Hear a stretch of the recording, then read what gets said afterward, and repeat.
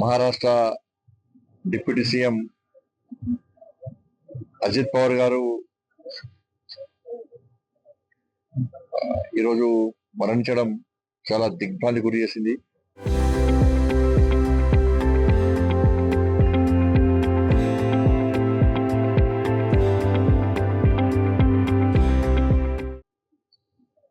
దేశవ్యాప్తంగా కూడా ప్రజలందరూ కూడా దిగ్భ్రాంతి వ్యక్తం చేస్తున్నారు. అజిత్ పవార్ గారు ఒక మంచి నాయకునిగా 66 ఏళ్ల వయసు ఉన్నప్పుడు కూడా 8 సార్లు ప్రజల ఆధారాభిమానంతో ఎమ్మెల్యేగా గెలిచి అనేక పర్యాయాలు మహారాష్ట్రలో మంత్రిగా పనిచేసి మహారాష్ట్ర అభివృద్ధికి ఎనలేని సేవ చేసినటువంటి గొప్ప నాయకుడు అజిత్ పవార్ గారు. అందుకే ఆయనను ముద్దుగా మహారాష్ట్ర ప్రజలు దాదా అని పిలుస్తూ ఉంటారు. కేవలం మాటల్లో కాదు, చేతల్లో తన పనులను చూపేటువంటి అభివృద్ధి చూపే వ్యక్తి అజిత్ పవార్ గారు. ఎన్నికల్లో గెలిపే లక్ష్యంగా ఒక ప్లాన్ ప్రకారం, ఒక ప్రణాళికాబద్ధంగా ప్రతి ఎన్నికల్లో పోటీ చేసి విజయదుందుబి మ్రోగించినటువంటి గొప్ప వ్యక్తి అజిత్ పవార్ గారు. నరేంద్ర మోడీ గారి మీద ఉన్నటువంటి అభిమానం, ఈ దేశము గత పాలకుల వల్ల విధంగా నష్టపోయింది. ఇవాళ దేశం ఒక శక్తివంతమైన భారతదేశ నిర్మాణంగా తయారవుతుంది, ఇంకా తయారు కావాల్సిన అవసరం ఉంది. ఇది నరేంద్ర మోడీ గారి ద్వారా మాత్రమే సాధ్యమని భావించి ఇలా ఇండియాలో ఒక భాగస్వామై ప్రధాన భూమిక పోషించినటువంటి వ్యక్తి అజిత్ పవార్ గారు.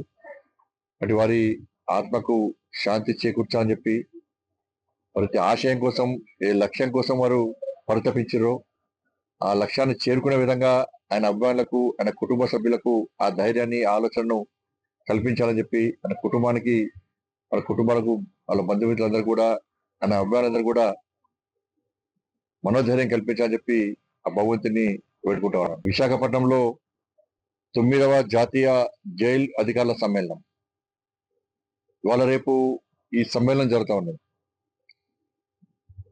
ప్రతి 2 సంవత్సరాలకు ఒకసారి సమ్మేళనం జరుగుతూ ఉంటది. ఈ సమ్మేళనం యొక్క ముఖ్య ఉద్దేశం ఏంటంటే, దేశవ్యాప్తంగా అందరు జైలు అధికారులు, డీజీలు కానీ ఇతర అధికారులు వచ్చి అనేక అంశాల మీద చర్చలు జరుగుతూ ఉంటాయి. వాళ్ళ రాష్ట్రాల్లో జరుగుతున్నటువంటి పరిణామాలు,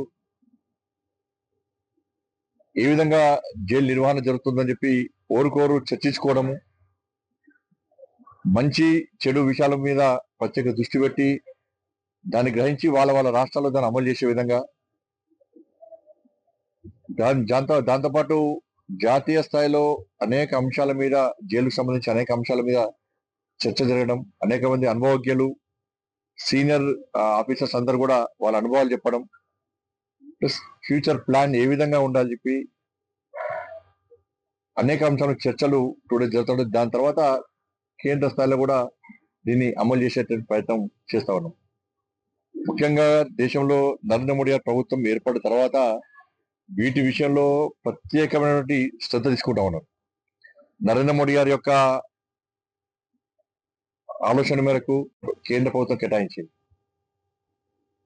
దాంతోపాటు ఖైదీల సురక్ష సంక్షేమం కోసం కూడా 161 కోట్ల రూపాయలను రోజు కేంద్ర ప్రభుత్వం కట్టడం జరిగింది. నిర్ధన్ ఖైదీ సహాయత యోజన కింద ప్రతి సంవత్సరము 20 కోట్ల రూపాయలను దీన్ని ప్రత్యేక కేటాయిస్తున్నాం. ఇందులో జైలు అంటే ఒక భయానక వాతావరణం కాకుండా, జైలుకి వచ్చిన ఖైదీలు ఒక మంచి భావనతో, మంచి ఆలోచనతో తయారై బయటికి పోవాలి, వాళ్ళకు మార్పు రావాలి అని చెప్పి ఆలోచనతో అనేక రకాలుగా కార్యక్రమాలు చేస్తాను మేము. వాళ్ళ మహిళా ఖైదీల విషయంలో ప్రత్యేక శ్రద్ధ చూపెట్టడం, దాంతోపాటు పేద ఖైదీల విషయంలో కూడా ఖైదీలను కలవడానికి వచ్చేటువంటి విజిటర్స్ కూడా వాళ్ళ కుటుంబ సభ్యులు కూడా అన్ని సౌకర్యాలు కల్పించాలనే ఉద్దేశంతో అన్ని రకాల ఆలోచనతో మనం చేస్తా ఉన్నాం మనం. ఇవాళ దాంతోపాటు ఈ నిర్ధన్ ఖైదీ సహాయత యోజన కింద కూడా మనం 20 కోట్లు కేటాయించడం దేనికోసం అంటే, చాలా మందికి ఫైన్ ఇస్తూ ఉంటారు. ఫైన్ వేసిన తర్వాత వాళ్ళు ఆ డబ్బులు కట్టలేని పరిస్థితిలో జైల్లో అట్నే ఉంటామంటారు. కానీ వారు కూడా సహాయం చేయాలనే ఉద్దేశంతో ఇలా ఈ ప్రత్యేకంగా ఈ కార్యక్రమాన్ని ఈ పథకం తీసుకురావడం జరిగింది. Local to global news at your finger tips. మీ చేతిలో ఒక ఆయుధం. Download R TV app. Media legend Ravi Prakash is back.